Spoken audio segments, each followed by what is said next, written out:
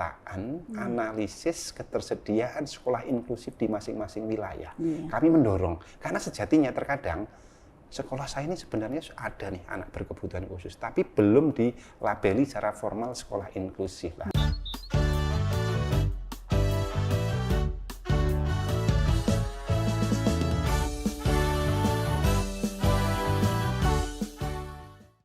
Halo sahabat pendidikan, Assalamualaikum warahmatullahi wabarakatuh. Salam sehat, salam sejahtera, dan bahagia selalu. Baik, salam jumpa dalam acara RTL Ruang Tanpa Lobi BPPMP Provinsi Jawa Tengah. Kali ini kita akan membahas tentang keselarasan program Among Siswa Kabupaten Kendal dengan kebijakan Merdeka Belajar. Sudah hadir di sini narasumber kita Bapak Wahyu Yusuf Ahmadi, SSTP MSI, Kepala Dinas Pendidikan Kabupaten Kendal. Nah, kita tahu di sini Bapak bahwa di Kabupaten Kendal memiliki visi pembangunan jangka menengah tahun 2021-2026. Di situ Kendal handal, unggul, makmur, dan berkeadilan. Betul. Nah, di sini pengejawantahan dari kata-kata tersebut, Bapak, seperti apa? Jadi Bapak Bupati dan Pak Wakil Bupati kami sebagaimana RPJMD 2021-2026, handal, unggul, makmur, dan berkeadilan. Handal itu memang berupaya menjadikan Kendal sebagai pusat industri dan pariwisata. Kemudian unggul ini merupakan salah satu fungsi kami untuk mewujudkannya, yaitu mewujudkan sumber daya manusia yang cerdas, sehat jasmani dan rohani, berakhlak mulia, kemudian memiliki daya saing dalam kompetisi global revolusi industri 4.0. Kemudian juga menuju Kendal makmur dan berkeadilan, begitu. Nah, sebenarnya sumber daya manusia bukan hanya untuk mewujudkan yang Kendal unggul saja, cuma nantinya tentu saja berkontribusi di dalam Kendal yang handal, makmur maupun berkeadilan. Pak Bupati di berbagai kesempatan menyampaikan ada 4 pilar pembangunan di Kabupaten Kendal, industri, pariwisata, UKM, kemudian adalah sumber daya manusia. Nah, sumber daya manusia ini memang tidak terlepas dari peran penting pendidikan. Pendidikan juga tidak terlepas dari berbagai kendala, masalah, tantangan maupun harapan yang ada di dalamnya. Itu. Ya, berarti fokusnya di pendidikan, di SDM-nya ya Pak ya, sumber supaya daya manusia unggul di situ. Betul. Nah, di sini dari apa istilahnya ya?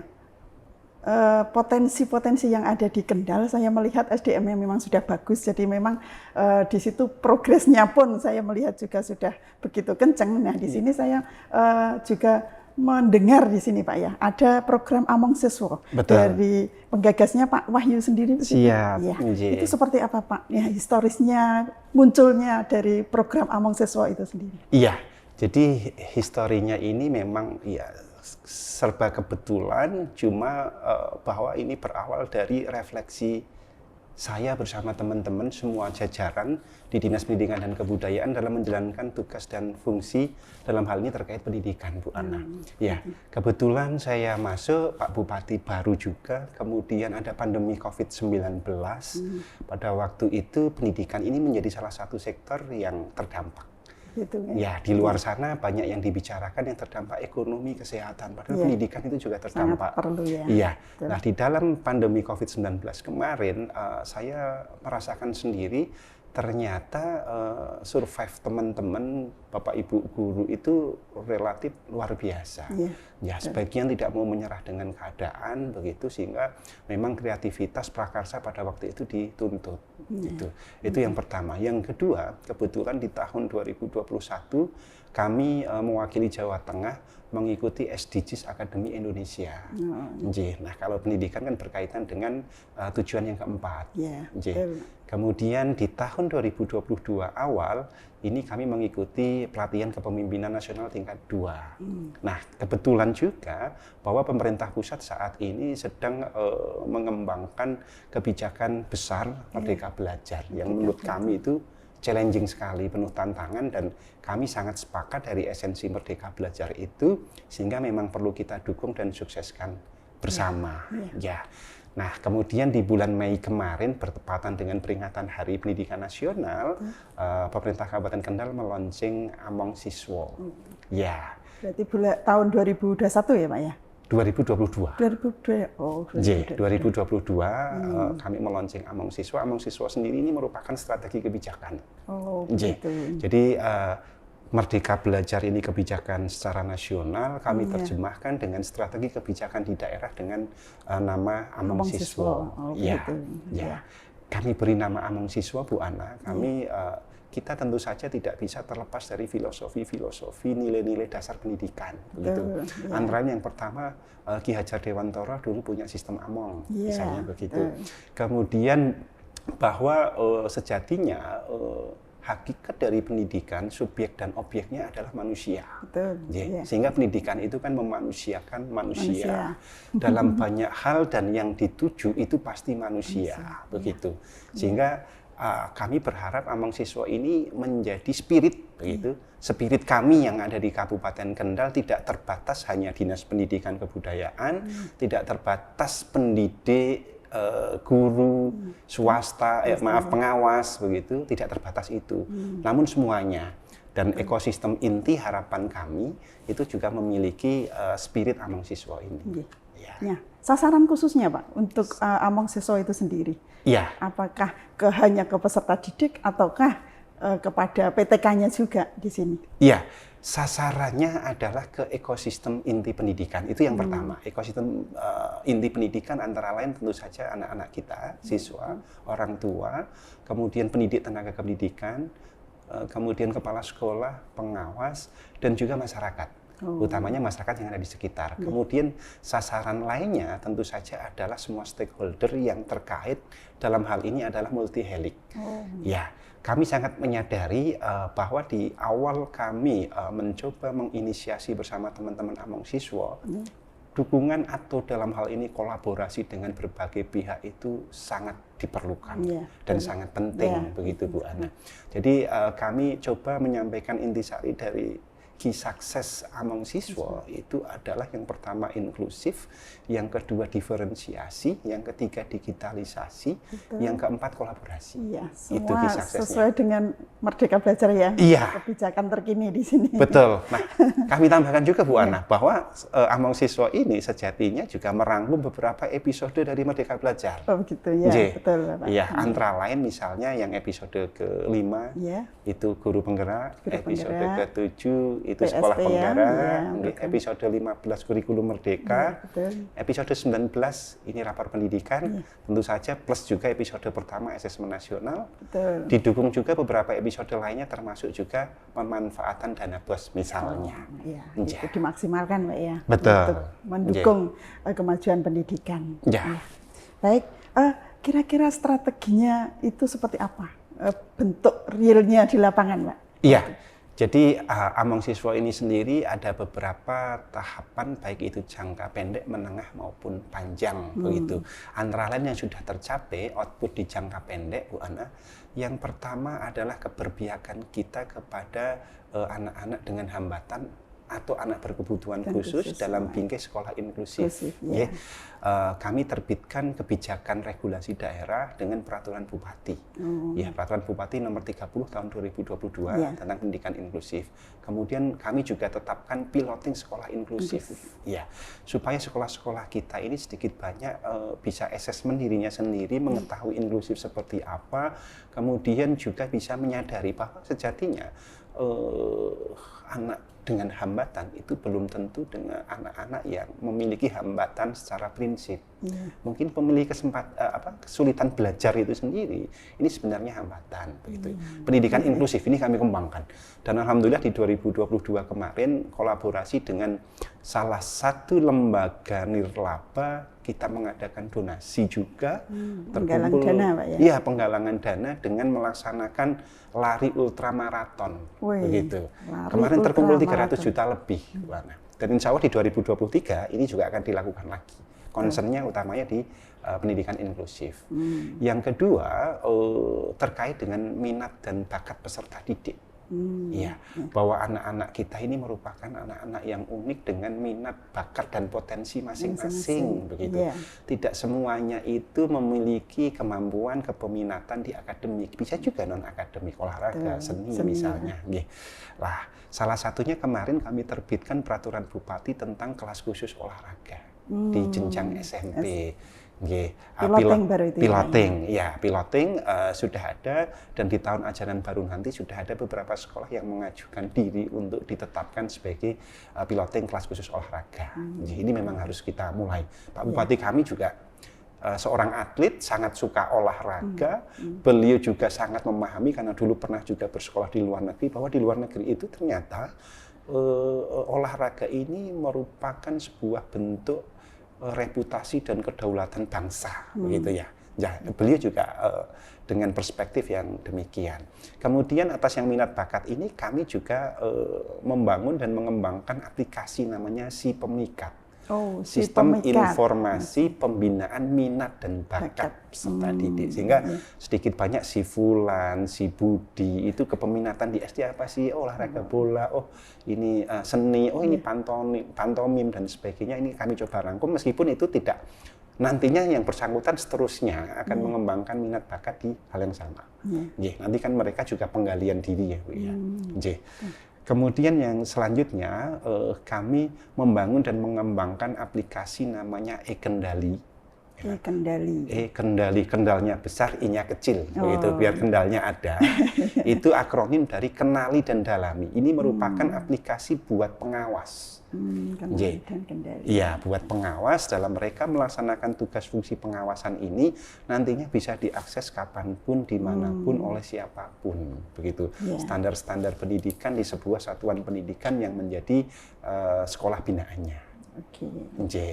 Kemudian yang selanjutnya itu juga pengembangan sumber daya manusia pendidik tenaga pendidikan seperti yang disadari oleh pemerintah pusat, Kementerian Pendidikan, Kebudayaan Riset dan Teknologi, kepada Bapak Ibu guru dan tenaga kependidikan. Kami juga mengembangkan LMS yang kami beri nama Kendal Emas.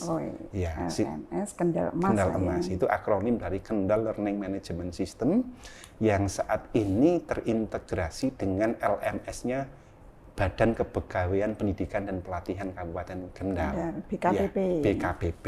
BKPP ini ngurusi sumber daya manusia aparatur sekabupaten Kendal. Kami ini ngurusi yang dinas pendidikan, begitu. Dan kebetulan kan sumber daya manusia aparatur di Disdikbud ini paling besar dibandingkan dengan perangkat daerah yang lain. Nah, ini kita integrasikan, begitu. Kemudian yang tadi yang Kendali itu juga kami kolaborasi dengan sebuah lembaga filantropi juga. Sebuah lembaga filantropi yang concern di pendidikan, alhamdulillah berkenan bekerja sama. Begitu, Pak. Iya. Itu strategi-strateginya, Pak ya? Iya, semacam toolsnya atau output dari Among Siswa itu. Ini saya tertarik dengan yang kelas inklusi ini, Pak. Iya. Di Kendal itu ada SLB. Iya. Nah, bagaimana memisahkan SLB dengan kelas atau sekolah inklusi ini, Pak? Iya, justru kami berkolaborasi, begitu ya. Kita ada irisan-irisan tugas fungsi. SLB sekarang di pemerintah provinsi, sementara sekolah inklusif itu melekat di masing-masing jenjang, begitu ya, kabupaten salah satunya.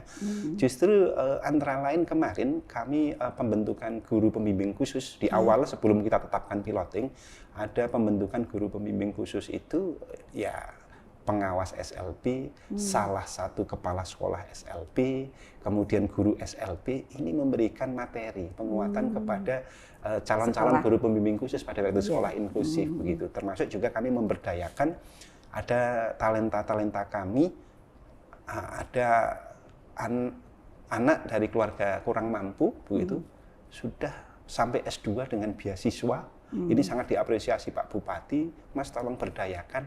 Lah kemarin alhamdulillah berkenan bergabung di tim untuk mempersiapkan pendidikan inklusif, begitu. Kebetulan jurusannya juga pendidikan luar biasa. Sementara ini masih di piloting aja ya Pak ya? 28, baik PAUD, SD dan SMP. Kemudian berkaitan dengan rapor pendidikan, di sana kan ada sikap inklusif Bu Ana. Sikap inklusif. SD maupun SMP. SD itu kuning, SMP-nya hijau.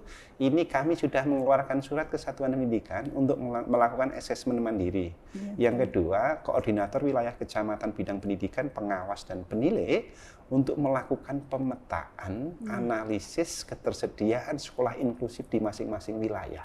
Kami mendorong, karena sejatinya terkadang sekolah saya ini sebenarnya ada nih anak berkebutuhan khusus, tapi belum dilabeli secara formal sekolah inklusif. Nah, harapannya nanti memang menjadi formal, makatan sehingga nanti standar-standar tertentu itu bisa ada dalam pelayanan pendidikan. Jadi perlu sosialisasi juga ini kepada masyarakat, Pak, untuk sekolah inklusif. Iya, kami dulu pernah di awal sebelum piloting itu menggandeng UNS. Di sana kan ada pendidikan luar biasa, Pak Dekan juga berkenan memberikan materi juga pada waktu itu. Jadi ke sekolah maupun ke masyarakat pada waktu itu. Supaya orang tua ini juga terbuka. Terkadang ada orang tua yang malu. Belum siap untuk menerima label bahwa anak saya ini berkebutuhan khusus. Sejatinya itu semua anak itu pasti istimewa. Tidak ada anak yang berkebutuhan khusus atau dengan hambatan. Ini hanya penyebutan saja saya kira. Untuk yang LMS-nya ini, Pak. LMS kalau saya melihat itu kan hanya seperti kelas kelas yang dipindahkan ke dunia maya istilahnya. Betul. Nah itu untuk kalau bekerja sama dengan BKPP, otomatis untuk pendidikan atau diklatnya para guru dan tenaga kependidikan. Nah, apakah itu sudah merambah ke anak-anak atau masih belum ya? Jadi masih ke pendidik, PTK-nya. Iya, jadi ke anak-anak belum memang. Namun ini implementasi kami sebagaimana misalnya guru penggerak, sekolah penggerak, nanti tujuannya ke anak-anak. Namun yang sekarang yang perlu ditingkatkan adalah kapasitas kualitas dari PTK-nya dulu. PTK-nya, begitu. Itu Pak ya, jadi lebih fokus kepada strateginya ya. Strategi. Kalau siswa di sini, jadi mulai dari sekolah inklusif sampai dengan menyediakan LMS-nya. Betul. Jadi kalau kita lihat bersamaan sepertinya ya, munculnya Among Siswa beriringan atau bersamaan atau gimana Pak? Dengan kebijakan Merdeka Belajar. Karena saya melihatnya pada saat Kendal sudah responsif sekali, mulai dari program sekolah penggerak yang angkatan 1 sampai dengan ke-3, maka sekarang didukung dengan program Among Siswa. Nah itu kayaknya memang dekat sekali dan akan memicu ketercepatan pencapaian tujuan Kendal unggul begitu. Amin. Jadi di sini memang perlu sosialisasi kepada masyarakat khususnya Kendal, dan jika nanti memungkinkan ada daerah lain yang bisa mencontoh ini ya, jadi sangat inspiratif sekali. Jadi ini keselarasannya ya Pak ya, keselarasan antara program Among Siswa Kabupaten Kendal dan kebijakan Merdeka Belajar. Saya melihat di sana memang hebat. Jadi disentil sedikit dengan dinas sudah mulai progresnya sangat tinggi ya Pak ya. Kita mengalami sendiri itu pada saat di awalnya perkembangannya karena mungkin kesibukan dan perubahan ya Pak ya, perubahan sistem maupun kondisi sekarang ini. Maka perubahan-perubahan itulah yang perlu kita sosialisasikan dan memotivasi para PTK untuk bergerak cepat. Begitu Pak. Mungkin ada yang perlu disampaikan lagi tentang Among Siswanya Pak? Iya, kami tadi di awal sampaikan Bu Ana bahwa modal strategis kami itu ya Bapak Ibu pendidik dan tenaga kependidikan, begitu Kalau misalnya hanya boleh ada satu yang berkaitan dengan pendidikan, maka kita semua sepakat yang harus ada adalah guru. Gitu, ya. Kepala dinas bisa nggak ada. Kabid bisa nggak ada, kepala sekolah bisa nggak ada, tapi guru itu kan harus ada, begitu. Nah, kemudian yang kedua adalah berkaitan dengan kami pernah mengikuti sebuah kegiatan, ada statement dari Bappenas Bu, bahwa rata-rata lama sekolah 12 tahun, kuantitasnya 12 tahun, ternyata kualitasnya hanya 8 tahun. Jadi saat seorang anak lulus kelas 3 SMA sederajat, kualitas pendidikannya itu kurang lebih kelas 2 SMP. Sehingga kan anak-anak kita, mungkin saya dulu begitu ya, pergi ke sekolah itu belum tentu belajar, belum tentu mendapatkan sebuah hal. Yeah. Nah, memang kalau Merdeka Belajar ini kan bagaimana mewujudkan pendidikan yang memang aktif, bermakna, dan juga efektif, berorientasi kepada anak-anak itu pasti begitu. Nah, kami sangat menyadari bahwa sebagian guru-guru kami itu penuh dengan kreativitas, inovasi, tidak ingin diam diri, ingin keluar dari zona nyaman, sehingga pada waktu itu begitu kami mendengar ada rencana kebijakan dari pemerintah pusat guru penggerak, kami bentuk, Bu. Jadi guru-guru yang memang nggak bisa diam ini, kami jadikan satu, kami beri nama Guru Kendal Handal. Nah, di situ terjadi saling berbagi praktek baik, begitu. Ini masih menjadi energi-energi kami sampai sekarang, begitu. Nah, inilah yang terus kami pelihara, begitu. Dan alhamdulillah, tentu saja sebagian besar sudah mengikuti guru penggerak baik yang di angkatan ke-5 maupun angkatan ke-7 yang masih berjalan. Nah, ini modal strategis kami yang akan kami terus jaga, begitu. Kemudian yang selanjutnya, atas logo Among Siswa yang harapan kami semuanya bisa mendapatkan informasi, begitu, Bu. Itu disusun oleh salah satu guru juga dengan waktu hanya 2 hari, begitu ya. Jadi kami ini mengembangkan strategi Among Siswa nih, coba dibantu konsep-konsep logo, begitu. Nah, nanti mungkin kami bisa dibantu ditayangkan juga logonya ya, Bu. Logo di sana itu logo Among Siswa ada 5 siluet anak. Ini mewakili semua jenjang, baik dari PAUD, SD, SMP, SMA, dan juga perguruan tinggi. Kemudian warnanya beda-beda, ada yang merah, ada yang kuning, biru tua, biru muda, begitu. Ini menunjukkan bahwa anak-anak kita sejatinya punya karakteristik masing-masing, punya minat, bakat, dan potensi masing-masing. Dan di sana ada anak yang menggunakan kursi roda. Nah, ini inklusif atau setara itu tadi. Gitu ya. Iya. Kemudian ada tangan yang menaungi. Inilah Among Siswa. Jadi Among Siswa esensinya ada 3. Yang pertama adalah bagaimana kita merawat dan menjaga anak-anak kita dengan memberikan pembiasaan-pembiasaan baik. Kayak seorang ibu momong putra-putrinya, begitu. Yang kedua adalah memberikan teladan atau contoh baik buruk kepada anak tanpa merampas hak-hak anak. Yang ketiga, mendorong anak-anak ini mengembangkan kodratnya, minat dan bakatnya supaya nanti memiliki, kalau sekarang ya profil pelajar Pancasila itu tadi. Ya. Nika, Bu. Ya, berarti di sini makna ing ngarsa Suntulodo, ing madya manggon karsa dan tuturi handayani, Pak. Leres. Ya. Memang kita kembalikan lagi rohnya ke sana. Yang iya. kemarin-kemarin itu masih disibukkan dengan yang lain, mungkin dengan kepemimpinan Pak Wahyu di Dinas Pendidikan bisa menggugah para PTK ya, yang ada di Kendal untuk bagaimana kita menjalankan pendidikan sesuai dengan harkat dan martabatnya, istilahnya di sini, Pak ya. Jadi kita kembali ke Ki Hajar Dewantara, progres pendidikannya juga menyesuaikan dengan istilahnya yang 4.0 kita kejar terus, meskipun yang di dunia sana sudah mulai merambah ke tingkat yang selanjutnya, tetapi kita mencoba untuk menggapai yang 4.0 dulu, Pak ya, menyesuaikan dengan kondisi. Gitu. Ya. Terima kasih Pak Wahyu waktunya. Di sini kita sudah mendengar dari penggagas utama program Among Siswa, yaitu Bapak Wahyu Yusuf Ahmadi, STP MSI, ya. Bagaimana program Among Siswa itu dijalankan di Kendal mulai tahun 2022, Pak ya, sampai dengan sekarang, dan semoga itu menginspirasi ke daerah lain maupun kota-kota lain, lebih lagi di tingkat nasional istilahnya. Karena itu akan membantu perkembangan pendidikan di Indonesia. Demikian bincang-bincang kami dengan Bapak Wahyu Yusuf Ahmadi, STP MSI, Kepala Dinas Kabupaten Kendal. Nah, kita bisa jumpa lagi di acara RTL selanjutnya. Assalamualaikum warahmatullahi wabarakatuh. Waalaikumsalam. Monggo, Pak. Karena ya, bismillah.